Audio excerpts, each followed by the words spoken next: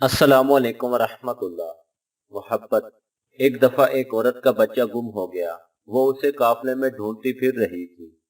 وہ ایک ایک آدمی سے بچے کے بارے میں پوچھتی، بالآخر اس کا کھویا ہوا جگر گوشہ مل گیا۔ اس نے لپک کر اسے سینے سے لگا لیا، مگر اسے یقین نہ آتا تھا۔ وہ بار بار اس کا منہ دیکھتی اور خوب پیار کرتی۔ ہر شخص اس کی کیفیت سے متاثر ہو رہا تھا۔